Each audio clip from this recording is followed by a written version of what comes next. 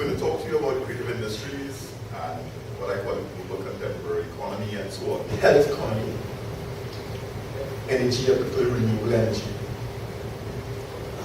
And then there are a few others, all right, which I think are super hot areas where Caribbean agencies, Caribbean governments, and Caribbean entrepreneurs have a huge potential to tap into. What we need to do is create an innovation governance framework to facilitate market development, enterprise development, development of the skills, the R&D to support that effort, and so on. And it must be a joined up process, which is the point that Gabriela was making in her presentation. Right? If you're leaving it purely to the market, it won't happen. The level of coordination that is required to be successful in the global economy in these new areas requires a joined up process between private sector, public sector, academia, and governmental organizations. Sorry for the delay. Thank you. The point that you made about foresighting is very, I'm making the connection to the first point of your presentation where you indicated that only the creatives industry sector is the fastest growing, one of the fastest growing sectors in the crisis, in the global economic crisis.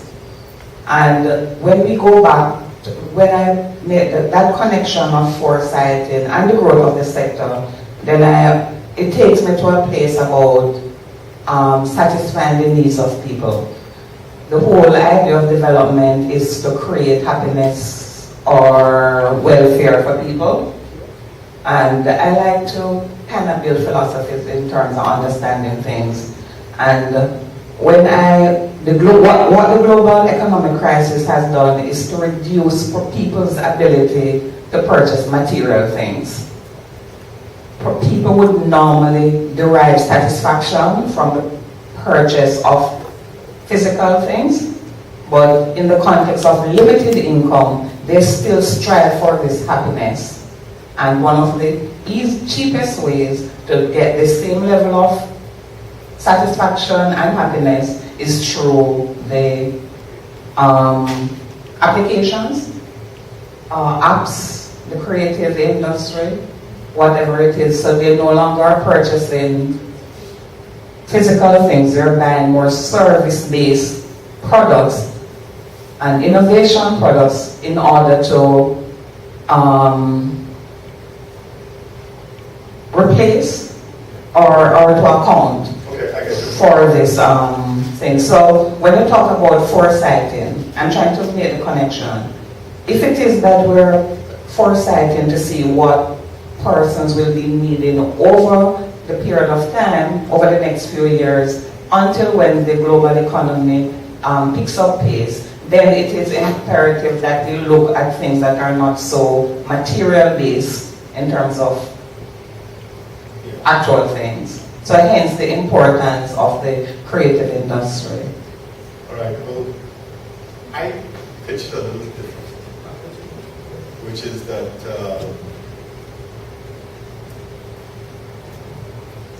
you see this slide here? I wrote this slide about 12 years ago. It didn't have apps in it back then. We put in apps last time. All right? But everything else I put in there, on the slide, I wrote 12 years ago. Okay?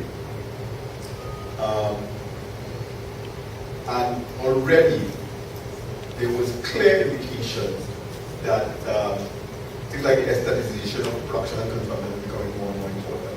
So, for example, in the automotive industries, the companies that spend more on design were the ones that were winning more and more markets.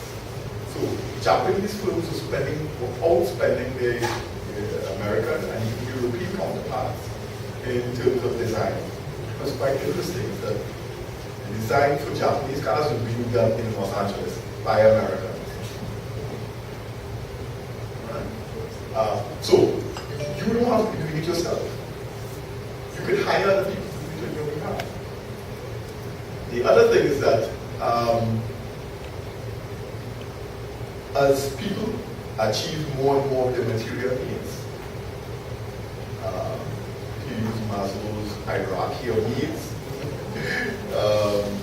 these other desires and wants take over. And so the increase in what we call in the post-industrial context, identity formation becomes more and more important.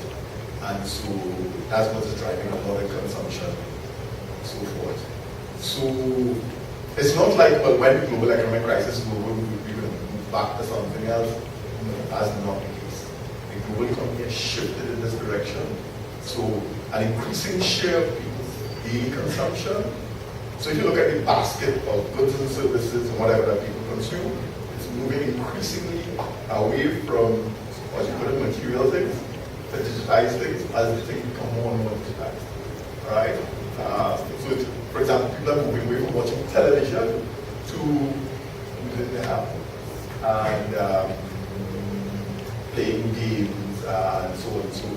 Even in the realm of the creative industries, there's migration between one subsector to another. So you can't just say we're getting into the creative industries. You have to ask, well, what component of the creative industries? And then if you say, well, getting into audiovisual, you have to say, well, what element of audiovisual? You have to be super precise.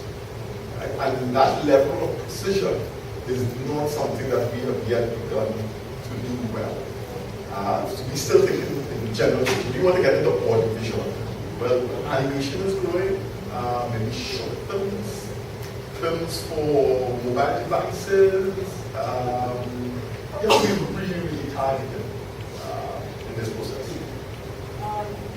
Just keeping within what we've learned over the past few days in terms of innovative systems. And I'm really glad that you're here as a Caribbean researcher and you're presenting in this specific sector. But I would like to, the slide you just had up, the statement you made is that you wrote this list 12 years ago.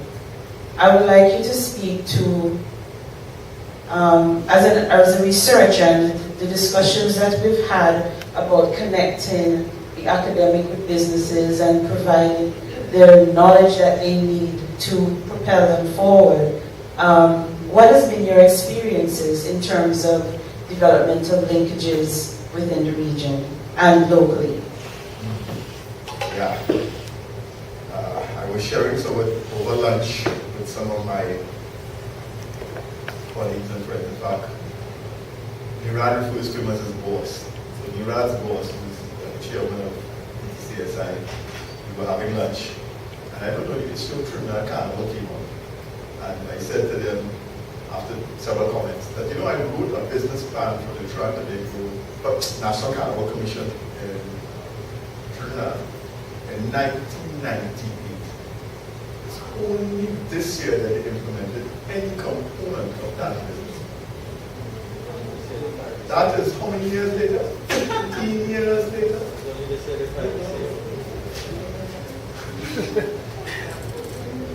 I wrote a strategic plan for Carry Festa, which is happening in August this year, which nobody knows about. I wrote a business plan for that 10 years ago. They're still to implement really any of it. I can go down the list. I've written business plans, strategic plans. So, getting down to the nitty-gritty of helping firms, helping sectors, helping governments, whatever. We are allergic to change.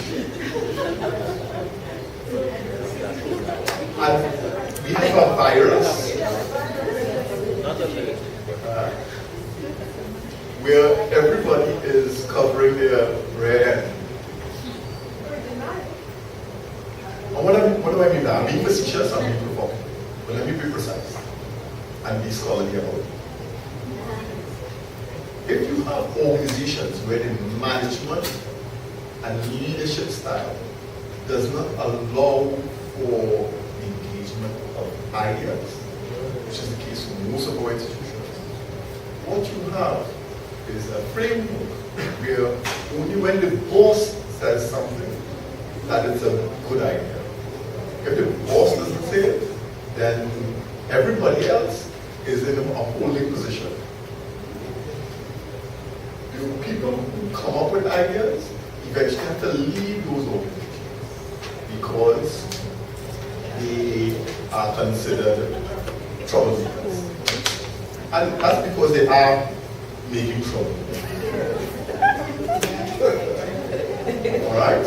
And so they move on. And then they move out. I've worked in many organizations in Korea. I've worked with board and so on. Public sector organizations, state-owned enterprises, private companies, the list.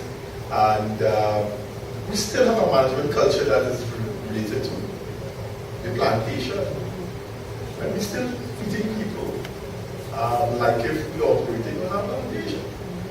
Alright, so that's why I'm really, I make the point that until we change our management culture and our leadership culture, the innovation potential in our societies and our sectors will always be suboptimal. Now, the world is not waiting on us, unfortunately. And so when you see our share of the value added dropping at such a rapid rate, we are being forced to think in new ways. So I heard Minister Dukran, Minister of Finance, use a term which is becoming more and more. Foreign affairs, sorry. Behind the curve. He made a really interesting point. He says we need to be looking at the political economy of innovation in our society. And I was like, whoa, okay. And he says, and it's a term that I've heard in the last few years only from some senior people. He says, yes, what we have is an anti-growth coalition. Then he went on to say that the banks operating in Korea have financial assets that are 5 times the GDP of all the Caribbean economies put together. I was like, wow. I'd never heard anyone give that statistics. I wanted to go up and ask them to say it again. Oh, it means the problem is not money. The problem is that our banks and other financial institutions don't see any potential for investment opportunities that can create a return on investment. It must be that. No, I know it is more than that. Yeah, because the majority of banks that come into the region, I mean, what leverage? You see, we talked about investors coming into the region, but I mean, how are we in the region negotiating with all of these commercial banks and what they offer persons within the region? Because you can always get a car. You can always get a mortgage. Right? But if you want to set up a business, you're in trouble. But what I'm saying to you is that we have created institutions to take up that gap. We've tried, it's not for lack of trying. Okay, it's not that we have identified this as a problem over the years. We've created agricultural development banks. We have created venture capital entities. You name it. We have been trying. But somehow we haven't got it to work well. And so the things that we've created to fill the gaps haven't been able to achieve the result that we want. Okay, so on the first panel, one of the senior bankers, I think from Royal Bank of West Korea, made it very clear. It says we are not in the business of providing funding for startup firms or risky ventures and so on. We're in the business to make money, right? And they make money off of loans, big investments, foreign exchange spread, and basically they're doing really well, right? They're doing better, they're making handsome returns. So there's no need for them to target more risky venture because there's no incentive to do it. Right? So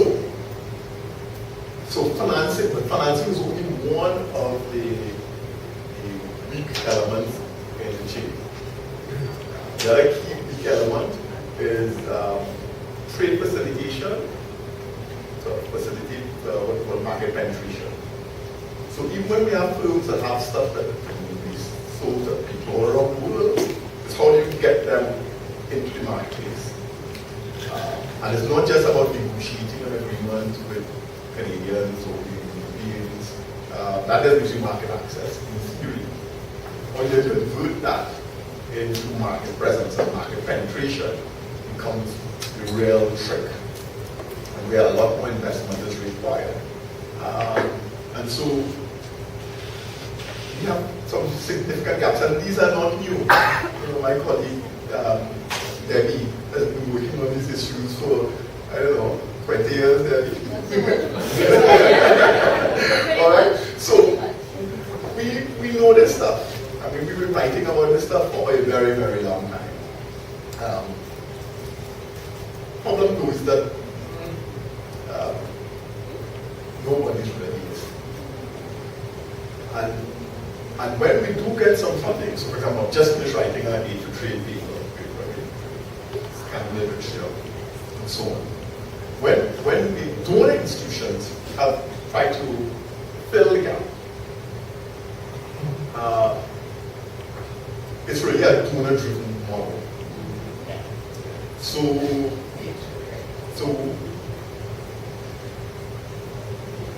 for example, the World Bank has something called EPIC. What's EPIC stand for again? You all remember, Something for the promotion of innovation in the Caribbean. Right? He came to see me a few months ago. And I'm like, okay, how much money you have? Oh, $20 million. They want to do some diaspora contribution. I said, okay, how much is spending on that? $2 million. I said, how many Caribbean organizations are involved in this process? None. So they've just published the preliminary research on their study. So they've gone all over interviewing diaspora entrepreneurs from all around, Caribbean diaspora entrepreneurs, and they have the results. Any Caribbean-based institutions were involved in it? No. So the learning potential? None. All right? But this would be defined as capacity building by World Bank. I call it capacity depletion. I don't like when I say that. Right? I presume this is being recorded. Someone will see it. Right? But I keep saying that to the institutions. Where is the capacity that you're building? Right? You're building careers, not building capacity. All right? And so, even the development assistance that we are getting is also not firing in the right places at the right time, because it's not building capacity up. Now, building capacity from below is not easy to do, because most of our governments, most of our business support organizations, and so on, are not well equipped to take up the challenge either. So we are operating in a framework where the top is running off in one direction, and the bottom just doesn't have the legs. Alright? So really caught between the devil and the demons. To be honest about what the challenges are. And so, but it's doable. If we are a bit more brutally honest and a bit more systematic about it. So, one of the things I've been doing more and more of, even in my personal capacity, is identifying and picking up winners. So, for example, I'm chairman of a company that is distributing film and audiovisual content. We run an incubator. We're running an incubator in Toronto at the Toronto International Film Festival. This will be our 5th year. The top young filmmakers in the Caribbean have all now gone through our incubator. run incubators in Toronto, we run them, we use them in Barbados, we've done them in New York, we've done them in other locations.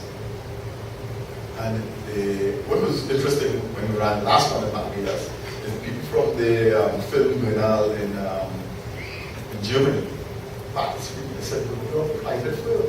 Why are you doing this? Promoting development of filmmakers. And we said, well, if we want to have a catalog of films to distribute, then we need to have filmmakers who have films to distribute. Right? So we saw it as self-interested. They didn't understand how a private film could be doing developmental work. And that's because there are no institutions that are doing developmental work that are doing this. And so we've been forced to invest in this developmental work with very little support from the developmental institutions in the region and elsewhere who are targeting the sector. Right? So we scrape up money from all kinds of places to make it happen. But we bring it. I would say to you, we're doing it fairly successful relative to anyone else. So now we have over 300 films in our catalog. No Africa channels interested us because you can do, they could do a week of Caribbean content. Can't go on it. We have enough quality films in the whole Caribbean to provide Africa channel with 1 week of program. That's still very good. We sold films to the South African broadcast channel, and we have in South America and a few other locations. But that's what is required. We cannot, and what we've been doing is promoting one filmmaker by one filmmaker by one filmmaker. That's not going to get you anywhere. I've been to the trade fair, and you did the same thing with the music industry. Right? So we keep supporting one artist, one studio. You're not getting critical mass because when people are interested in us, it's like Walmart or K-Man. Came to people who make steel pans and say, okay, we love these steel pans. Can we get 20,000 units per month? We only make 1,000 a year. You have to have scale. And when you have small territories and archipelago, you have the inherent challenge of scale. And so clustering is really important. So that's why the cluster initiative that the Complete Caribbean is pursuing, things are really important. But we need to scale up. We need to do 10 times as much work in terms of clustering. What the Caribbean Center for Competitiveness has been doing on clustering, again, we need to scale that up more significantly. We really don't have a choice and this is where the innovation resides. For us, the innovation resides in providing the services related to doing this joint. So that's why I like this diagram from my friend and collaborator, Junior from Italy. And he says, we need tools for trade, we need tools for creation, and we need tools for construction. But more importantly, we need to democratize the information. We need to democratize our institutions, level the playing field, get rid of the silos, create the networks, etc., etc. And this is where innovation is not about science and technology in the classic sense. It's more about creating a set of new synergies where it wouldn't happen ordinarily. Like if we were left to our individual devices, it wouldn't happen. And so the biggest source of innovation, the biggest potential for innovation in the Caribbean is about this networking process and facilitating clusters and facilitating, and this is particularly in new economic activities, maybe some more noise as well. And the new technologies facilitate this process. So 10 years ago, it would have been far more difficult, but now with new ICT technologies, new internet technologies, all the social networking, etc., it's become so much easier. So we should be generating virtual communities that are collaborating to achieve multiple results in multiple markets. So I want to end on that note.